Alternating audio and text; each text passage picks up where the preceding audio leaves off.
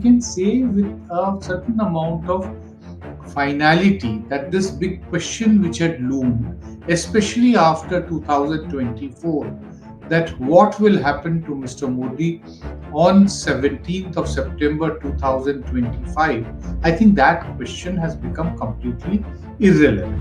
Mr. Mohan Bhagwat was saying that I never said, but then what did he say? I think, there couldn't something be more foolish than what he said that I never said.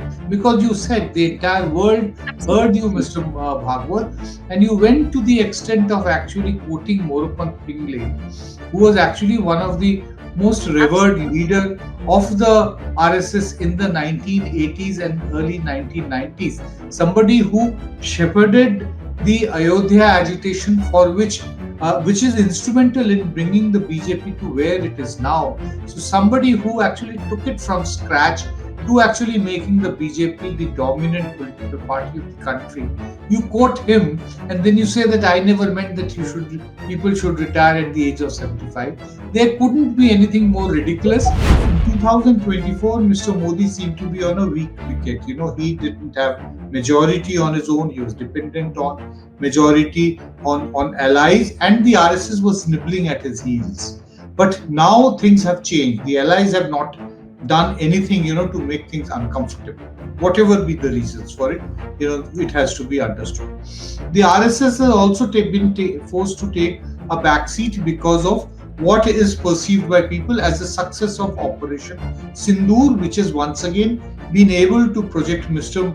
Modi as the not just the Hindu Hriday Samrat, but as Bharatiya Hriday Samrat. The emperor of all Indian hearts. It's a different matter that they are internal problems. As far as concerns, yes, there are concerns on the international front. Joblessness, failure of the economy, being completely dependent on a charitable kind of extension of schemes, giving food and various other goodies in the hands of people. This entire welfare driven government is essentially providing them with the basic necessities, because people are not able to earn it. The growing widespread disparity in the country, economic disparity, all these issues are there. But then to strike a classical line from the film Diwar, when she says मेरे पास माँ है शशि कपूर, तो इनके पास Hindutva.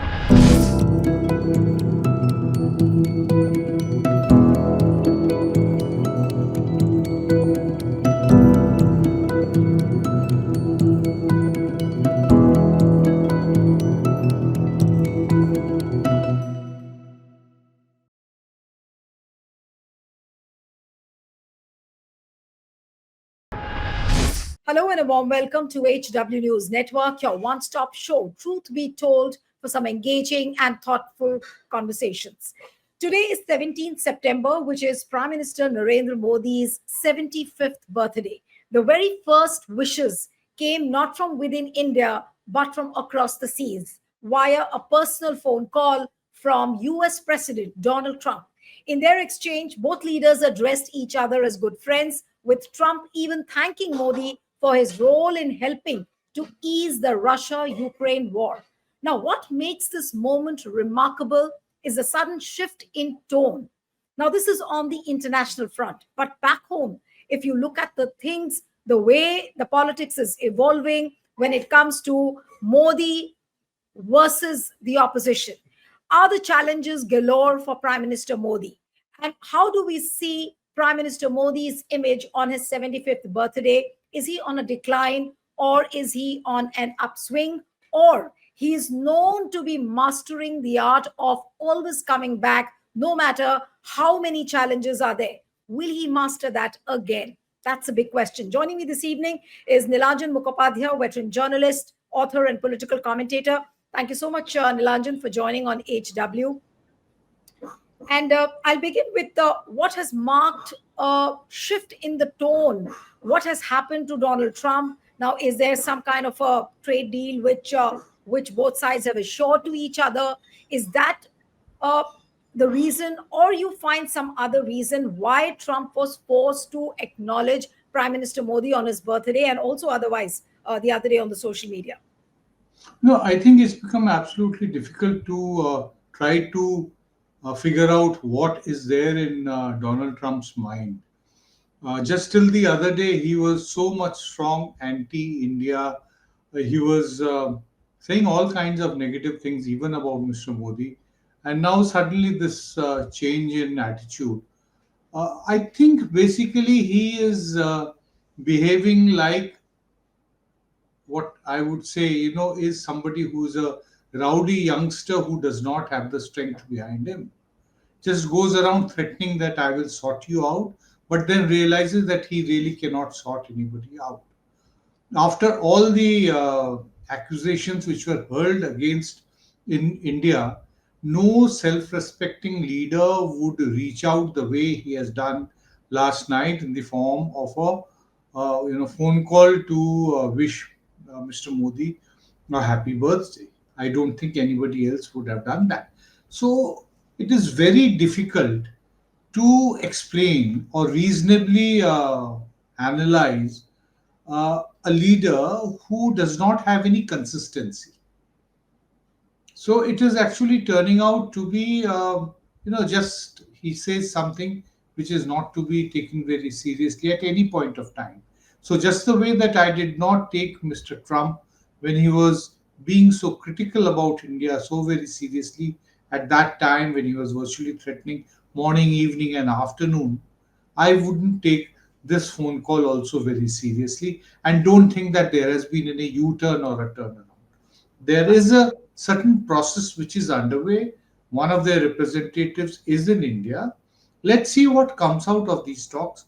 And I think that the American establishment would be best served by an advice that let Donald Trump continue with his rhetoric or politicking, whatever he wishes to do.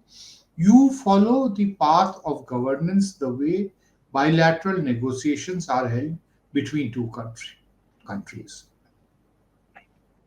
But that is on the international front. But what about Modi's persona in entirety? And now, today, since he's completed 75 years of age, uh, that controversy, it was there was a lid on it when Mohan Bhagwat said that, I never said that people should retire at 75.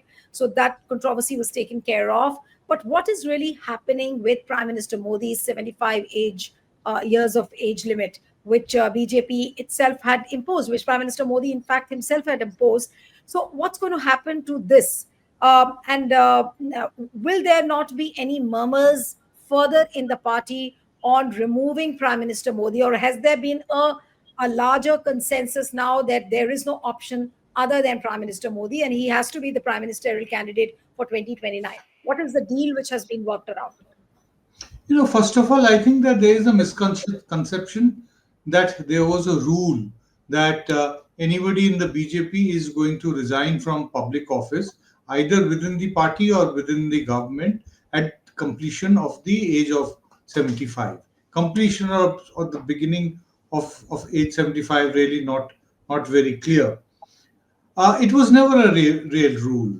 It was something which was started by Mr. Modi essentially to ease out those aging leaders who he did not want to be part of the government. It started by his decision in 2014 not to have Mr. L.K. Advani, Mr. Murli Manohar Joshi, and similar other leaders who were more at a higher age than 75 in the government. So they were not made ministers. That is when this talk about 75 years plus are to retire, go into the Margdarshak Mandal, which has never met even once. So it is, and it is not a constitutional body if you actually go by the BJP's constitution. Every party must adhere to a constitution. There is nothing called the Margdarshak Mandal within the constitution. So I think it was all. What has happened? Yeah.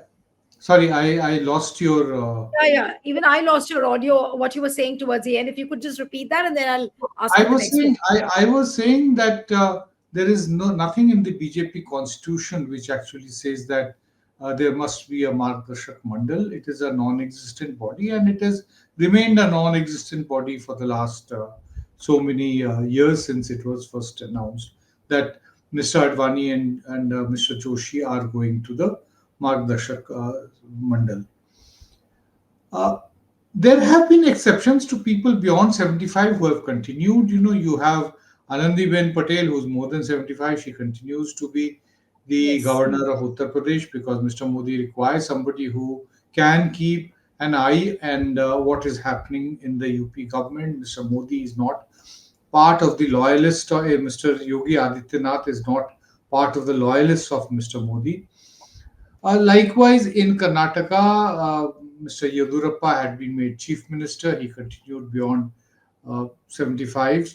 I think he became chief minister for the nth time at the time, when he was 79 or 79 plus already. So there have been many exceptions. I think if we start looking at the list of governors, we will find that a few people who were retired in 2019 or 2024 for the Lok Sabha elections and denied, the party ticket, they have been made governors. We'll find some instances. So it is actually a matter of convenience, and as of now, I think we can say with a certain amount of finality that this big question which had loomed, especially after 2024, that what will happen to Mr. Modi on 17th of September 2025, I think that question has become completely irrelevant. Mr. Mohan Bhagwat was saying that I never said. But then what did he say?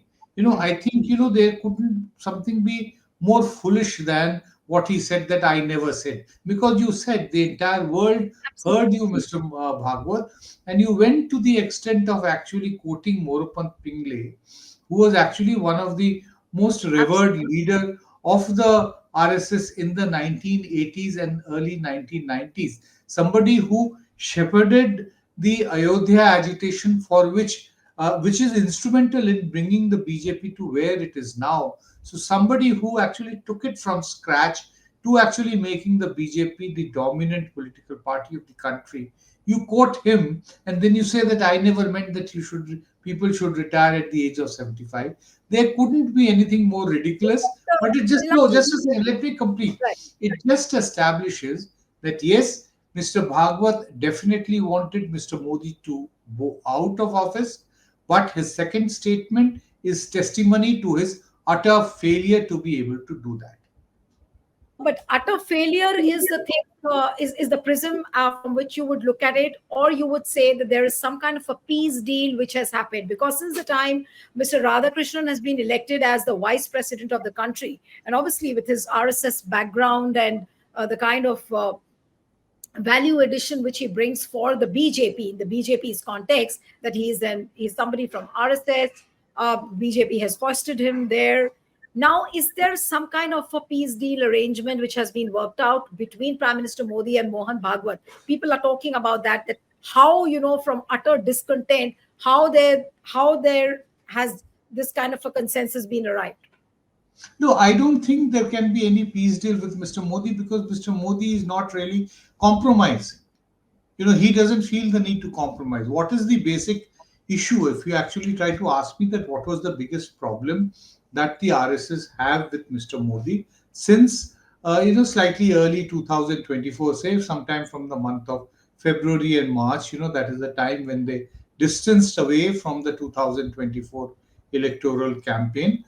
And then thereafter, Mr. Bhagwat kept on making very, snide, offensive comments, which he did not name anybody, but anybody who understood any politics knew that this was targeted at Mr. Modi. We have all covered politics and especially the RSS and the Sangh Parivar for long enough. We know that who is he, was he meaning that Asli Sevak and all that. We know it was all targeted at Mr. Modi.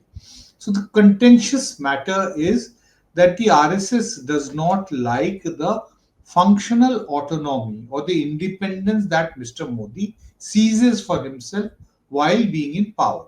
He has done this, he's functioned independent of the RSS from October 2001 when he became the chief minister of Gujarat. He has continued in the same vein from 2014, May 2014 onward, there has been no change in the attitude of Mr. Modi, the Prime Minister, from Modi, the Chief Minister, vis-a-vis the RSS is concerned. Doesn't really, consult them. Yet he completely follows the ideological line because at heart he is a Swayamsevak. But the point is that as far as functioning is concerned, he is not to be guided by a collective. As far as CP Radhakrishnan is concerned, it is Mr. Modi's choice.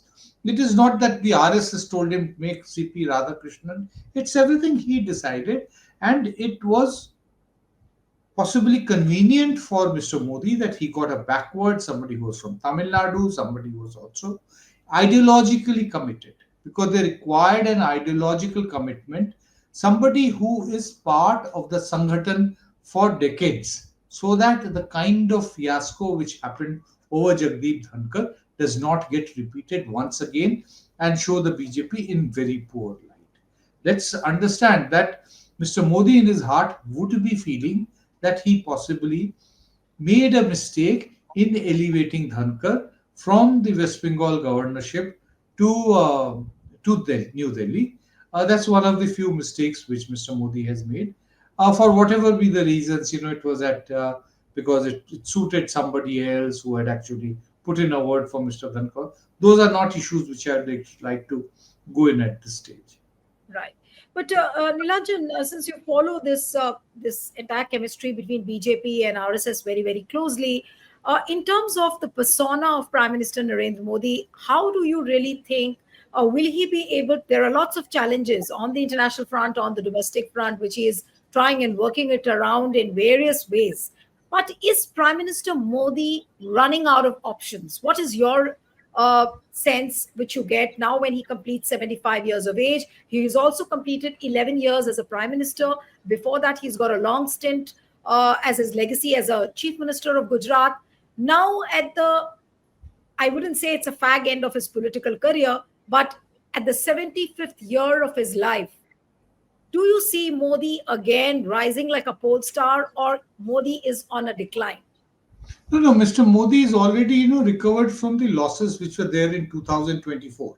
Last year, it was assumed that Mr. Modi is going to be forced to become much more accommodative towards the allies and towards the RSS affiliates. But we have seen that the allies have not asserted themselves for whatever reasons they felt was best suited for them. In turn, they may have extracted certain, things from these people. They may have been able to do all that, but as far as uh, sorry, I lost track of it because of losing the internet once again.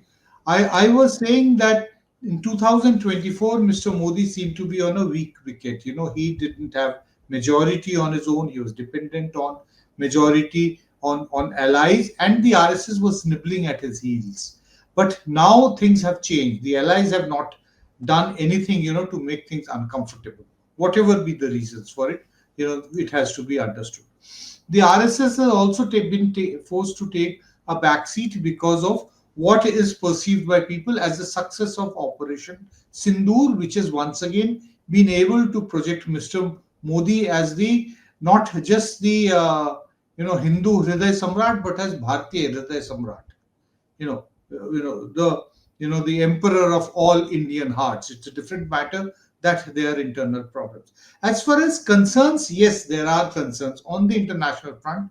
Joblessness, failure of the economy, being completely dependent on a charitable kind of extension of schemes, giving food and various other goodies in the hands of people.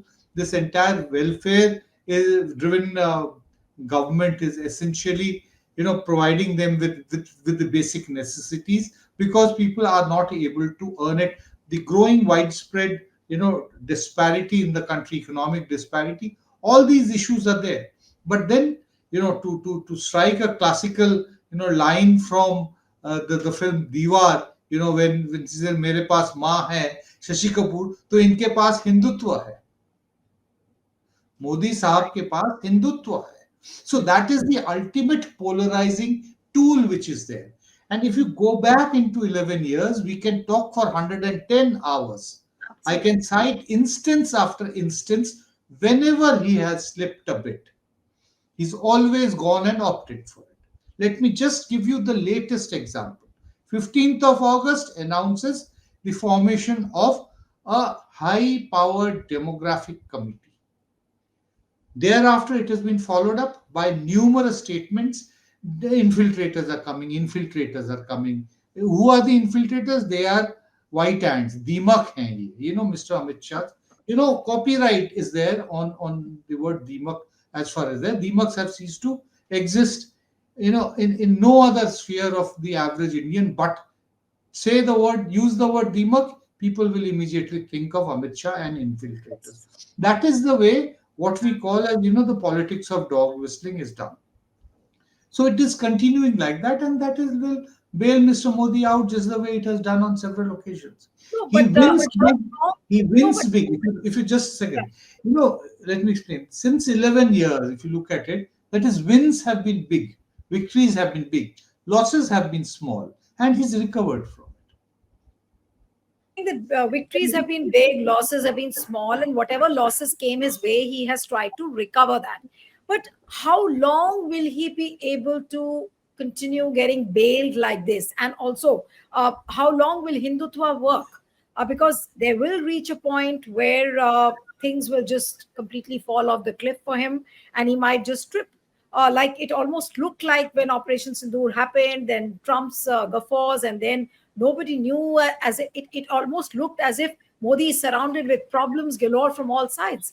But then all of a sudden, again, things are coming back. It seems that again he's back on the driver's seat.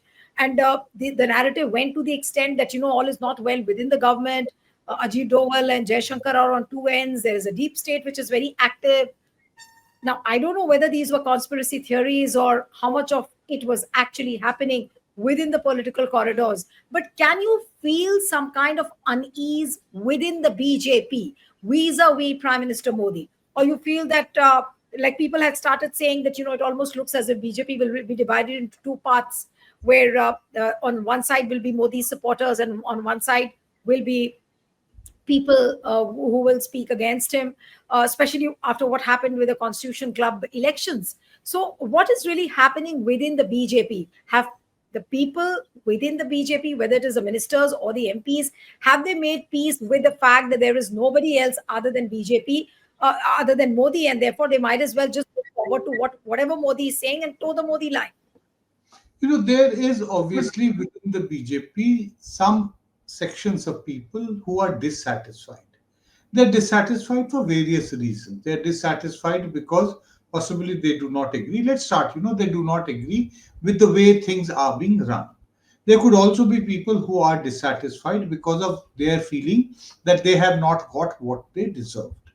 There can be various other reasons, being sidelined, not being given greater importance, whatever be the reason. But then, would they be in a position to challenge Mr. Modi? Who can today say that I have a higher amount of popularity vis-a-vis the people, which is better than Mr. Modi? I do not think that there is any challenger yet. So, Mr. Modi, to my mind, is going to continue in this position, for as long as he wants, or as long as his body wants, allows that. It is No, possibly but going then that is to. very clear There that, can, he will, let me right. also complete that Sorry. there can also be a situation where we really do not know. Your question which was there, that how long will Hindutva continue, we really don't know. Nobody knows, because Hindutva has not been tried out at this level for such a long period ever in Indian history, either before 1947 or after 1947. So it is actually a kind of a bottomless, strategy which we are going. We really don't know how deep we will continue to go and fall, in the crevice that we're talking about, the Hindutva crevice. No, but since Hindutva, you're saying, is the last resort always whenever Modi seems to be slipping up. But the point is that will Modi now become more autocratic? Will he become more brazen now? Like people 24, when 2024 BJP had got reduced numbers, then people said that now, that we can breathe easy. But now, as and when the time is passing by, we are seeing the government becoming more and more autocratic, more and more brazen, all kinds of laws being being brought in.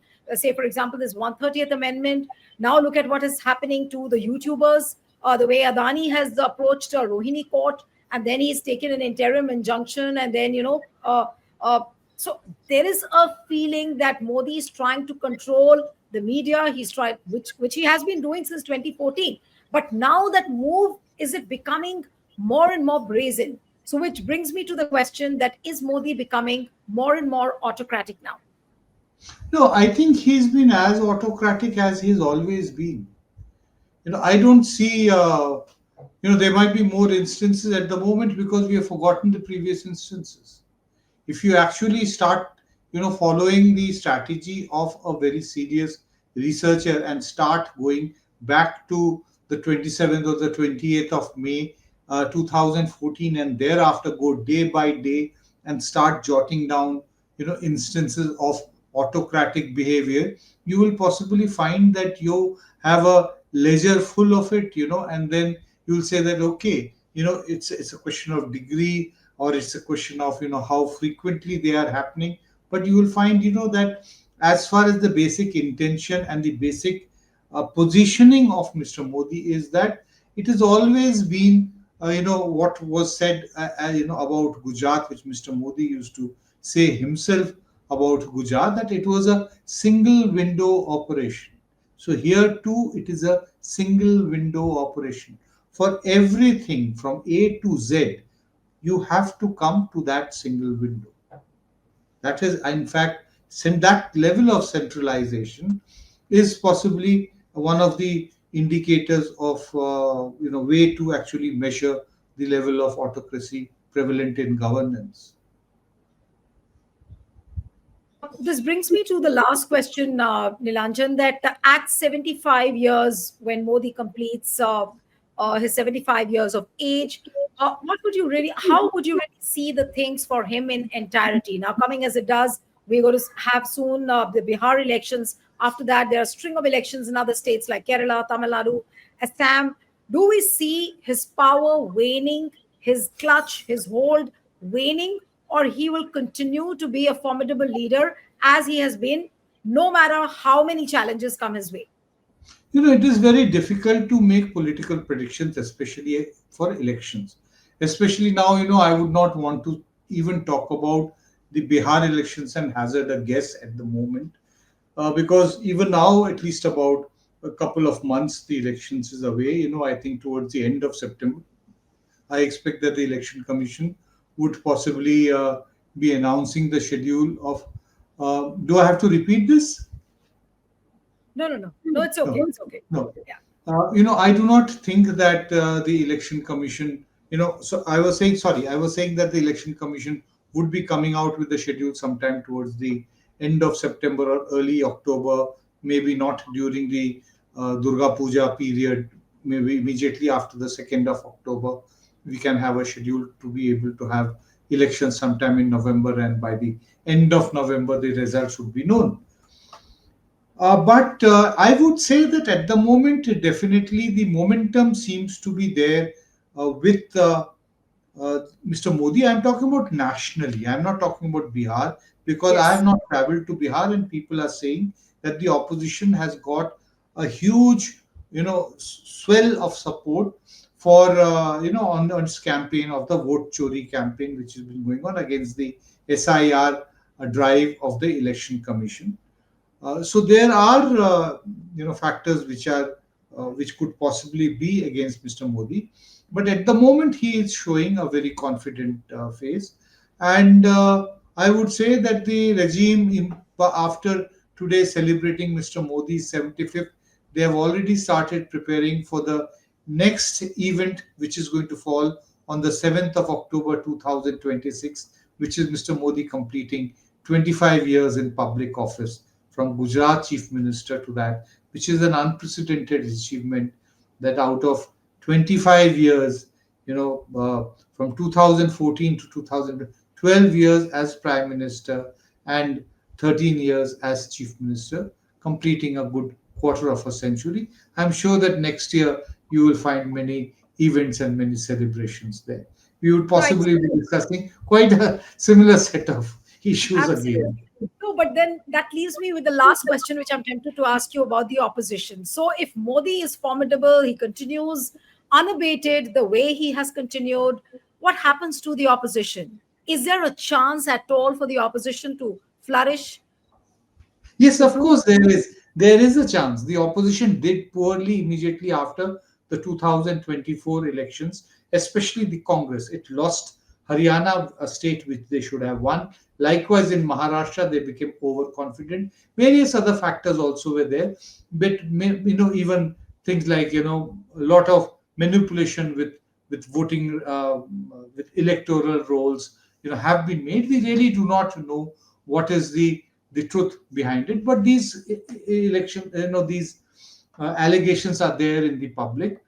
Yet the fact is that the opposition did not present a very united front. The India bloc virtually disappeared. It is even now existing only on paper. A lot of other opposition leaders, including Mamta Banerjee, have said that the name should be changed, something else should be called, instead of India bloc. So we really do not know, but yes, the opposition has a set of issues besides the what is happening on the electoral rolls, the joblessness, rising disparity in the country, various other things. Essentially, there is a lot of economic hardships which people are facing every day. So those issues are there.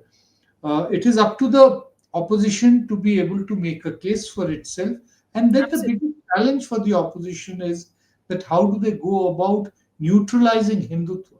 I do not have any ready solutions because we people are not in politics. We can only say that this is a big challenge, and that is something which they will have to actually deliberate. For that, they can reach out to their think tanks and their various experts that they lean on, and they can always seek the advice and then formulate what is the best strategy. There is definitely tremendous opportunities for the opposition to stage a comeback and put an end to this entire BJP tenure. But then let's see, they have to be a better strategist, a better performer than Mr. Modi, and to be able to neutralize him at multiple levels, from publicity to deliveries. Absolutely, absolutely. And we relentlessly criticize Prime Minister Modi's policies and the way the citizens have been sidelined, the way the fundamental rights have been dealt with, the manner in which the institutions have got captured. We criticize this almost daily, but today is 17th of September, and one cannot take away the happiness of a man who has completed 75 years of age. He's had a long, illustrious career, and indeed a successful one. And therefore, I take this opportunity to wish our Prime Minister Narendra Modi a very happy birthday. And with that note, I'd like to end the program. Thank you so much, Nilanjan, for joining on Truth Be Told. Thank you. Pleasure to be with you. Thank you.